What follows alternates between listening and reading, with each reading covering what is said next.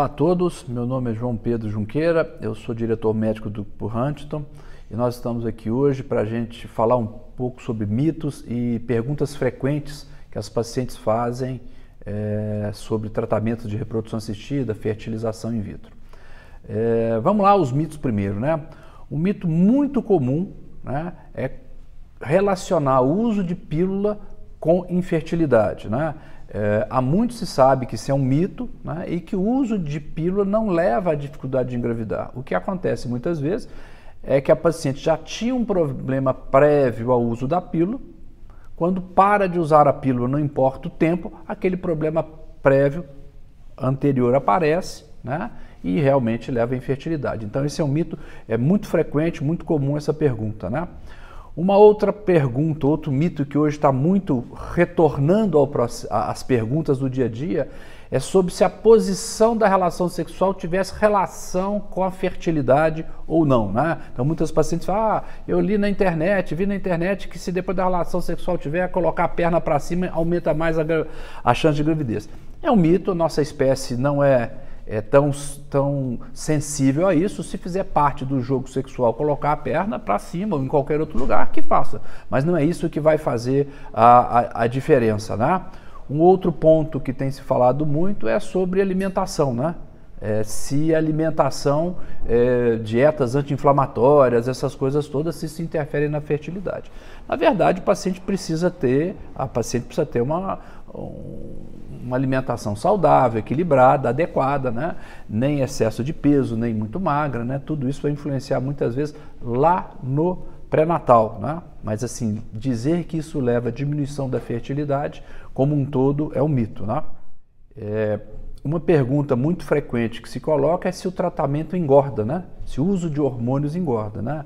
Na verdade, quando a gente faz um tratamento de reprodução assistida, a gente não está usando hormônios, né? De forma muito objetiva, o tratamento é até natural, porque a gente usa o mesmo indutor que o cérebro produz, né? É uma substância que não é hormônio que faz o ovário produzir o hormônio. Então, essa questão de que engorda, né, depende muito dos hábitos de vida. O que acontece muitas vezes, seja no ciclo menstrual clássico, normal e no tratamento de fertilização in vitro, é que a paciente pode ter uma retenção hídrica, mas ela não está ganhando massa muscular nem gordura. Obviamente, alguns casais entram nesse processo para engravidar e permanecem ali durante um bom tempo, meses, algumas vezes até anos, né? E obviamente o lado emocional vai levando a pessoa a ter uma alimentação mais desregrada, muitas vezes chocolates, essas coisas todas vão levando ao aumento de peso ao longo do tempo. Mas dizer que o tratamento per si vai aumentar o peso é um mito, né?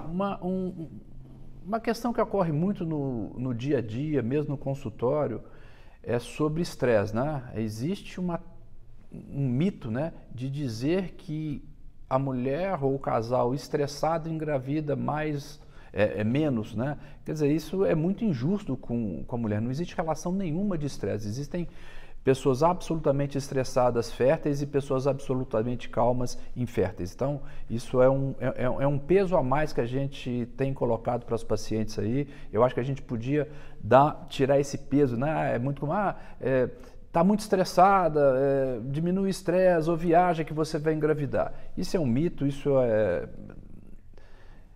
não acontece, né? A nossa espécie é imune a esse tipo de coisa, de afetar a nossa fertilidade. Uma outra coisa também que se pergunta muito são sobre essas terapias complementares, algumas tidas alternativas ou não, né? Vamos lá, por exemplo, a acupuntura, né? Quem faz a acupuntura engravida mais do que quem não faz, né? Isso é um mito, isso não existe, né? O que a acupuntura faz é liberar endorfina, a endorfina leva a um bem-estar e você consegue passar por essas dificuldades de uma forma melhor, né? Vamos imaginar que aumenta a resiliência. É a mesma coisa do exercício pesado, né? O exercício pesado, depois de um determinado tempo, uma corrida forte, você libera endorfina e dá aquela sensação de bem-estar, né? Uma outra coisa que está muito em moda nesse momento, que a gente tem que ficar muito atento, são essas dietas especiais para aumentar a taxa de gravidez. realmente a gente tem que manter a nossa qualidade de alimentação, nossa alimentação saudável, evitar excesso de peso, evitar ser magra demais, né? Quer dizer, os extremos não são bons, né? Evitar excesso de carboidrato, de gordura, enfim, ter uma dieta equilibrada, né? Existe aí hoje uma questão de fazer uma dieta anti-inflamatória para aumentar a taxa de gravidez. Isso não existe, isso é mito, né? Isso é mais uma forma de se envelopar a questão da infertilidade e fazer com que os pacientes façam determinado tipo de tratamento que cientificamente não são comprovados, não aumentam nem diminuem. Muitas vezes aumenta o estresse da paciente de ter que seguir determinadas dietas hiperrígidas, aumentando o mal-estar durante o tratamento. O mal-estar que eu digo, mal-estar emocional. Uma dúvida recorrente, né, é a questão se casais homoafetivos masculinos podem realizar os tratamentos no Brasil ou se eles têm que ir para fora. É muito importante deixar claro que o Conselho Federal de Medicina tem uma regulamentação desde 1992 e é uma das regulamentações mais liberais que se tem conhecimento. Então a gente costuma sempre reclamar do nosso país, dizer que a gente proíbe tudo, é justamente o contrário. Não há necessidade, mesmo útero substituição feminino ou quando a gente está falando de casais homossexuais masculinos, da pessoa ir para fora. O que no Brasil não se permite é o nome barriga de aluguel, porque tem a questão comercial. Mas o útero de empréstimo é absolutamente permitido ser feito no Brasil. Então as pessoas não precisam sair daqui para realizar. O Conselho Federal de Medicina regulamenta que, no caso do útero de substituição, tem que ser parentes de até 4º grau, mãe, irmã, prima, tia, né, de um dos pacientes, né, do casal ou da pessoa que está envolvida no tratamento. E que, caso não ocorra isso, né, se for uma pessoa não parente até 4º grau, precisaria de uma autorização especial do Conselho Regional de Medicina de cada estado. Então, voltando aqui para a gente fechar essa pergunta, todos os procedimentos de reprodução assistida podem ser realizados no Brasil, seguindo as normas do Conselho Federal de Medicina e da Anvisa. E entre eles, o útero de substituição, que erroneamente as pessoas falam aí no dia a dia como barriga de aluguel. O que não pode, porque não pode haver relação comercial. Uma outra pergunta que a gente tem muito no consultório é sobre o tempo de permanência ou tempo de validade das amostras biológicas. Aqui nós estamos falando de óvulos ou embriões. Não existe um tempo. O embrião, o óvulo, por exemplo, não sabe que ele está congelado há 1 minuto, há 1 dia, há 1 ano, há 10 anos. Né? Esse que é o ponto interessante. Então, primeira coisa, não existe prazo de validade. Não é com o passar do tempo, o óvulo ou o embrião não perde a qualidade. Né? Aquele óvulo que não iria sobreviver ao descongelamento de hoje para amanhã, ele não vai sobreviver de hoje para 10 anos. E a mesma coisa o contrário, aquele que sobreviveria, então o tempo não influencia nisso aí. O que nós temos que ter em mente é que o Conselho Federal de Medicina, ele recomenda a idade de até 50 anos para as pacientes usarem suas amostras biológicas. Tá? Então, de novo, não existe um prazo de validade, mas após os 50 anos existe uma recomendação para que se não se utilize por causa dos riscos obstétricos. Né? Uma outra questão que é muito importante aqui deixar muito claro é sobre o congelamento de óvulos. A primeira coisa que a gente tem que entender é que não existe nenhum exame que determine a qualidade do óvulo, nenhum.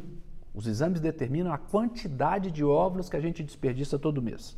Tá? O que determina a chance de ocorrer uma gravidez é a idade da mulher, leia-se a idade do óvulo. Tá? Então, para congelar óvulos, a gente recomenda que o ideal, e nem sempre o ideal ocorre, é até 34, 35.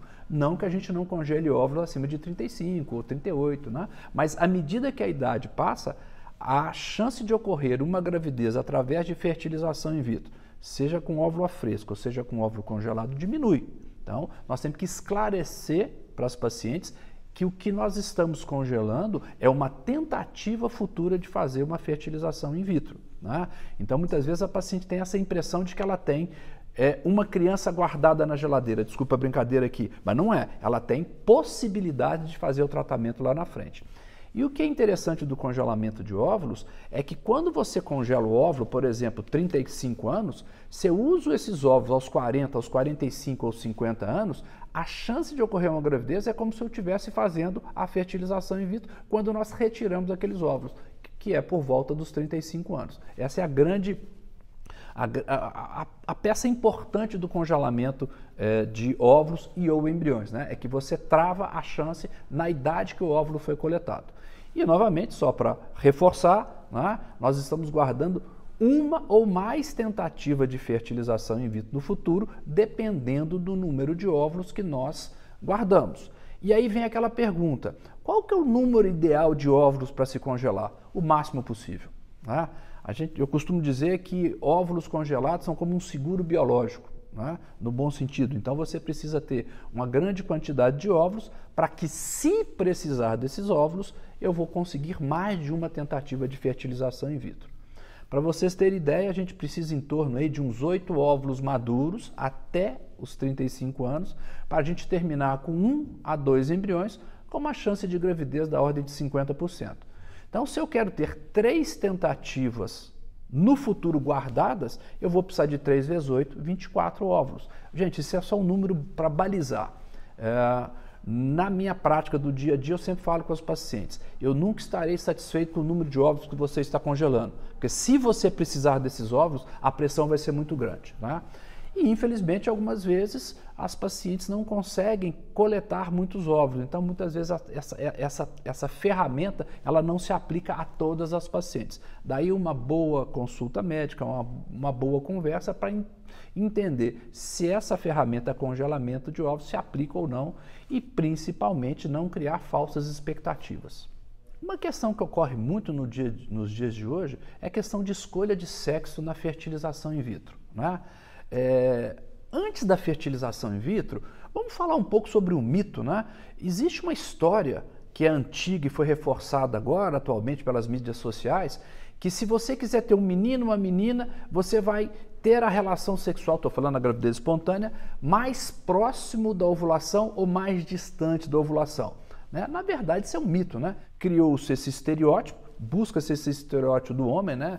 Que ele é impaciente, apressado, corre, né? Então ele chegaria mais rápido no óvulo, e já o espermatozoide X, ele seria mais lento, mas mais resistente, mais resiliente, né? Isso tudo é mito, isso não acontece, né? Na fertilização in vitro, é possível escolha de sexo? Era possível, através do exame que a gente chama de PGTA, que você avalia o arranjo cromossômico, né? Como é que são os nossos cromossomos, se a gente é 46, XX ou XY, né? É possível, sim, mas eticamente o Conselho Federal de Medicina não permite.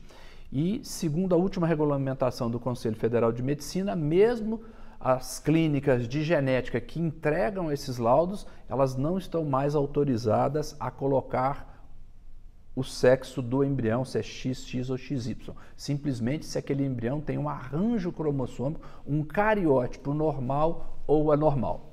Eu queria agradecer, né, a oportunidade de estar falando aqui com vocês, né? Se vocês tiverem alguma dúvida, alguma outra pergunta que a gente não esclareceu aqui, coloca nessa caixinha aqui, né, que nós vamos responder com todo prazer, com toda tranquilidade aí, e convido vocês para ficarem atentos nos nossos conteúdos, nos nossos próximos webinários, para a gente estar sempre tentando levar a melhor informação para os nossos pacientes aí.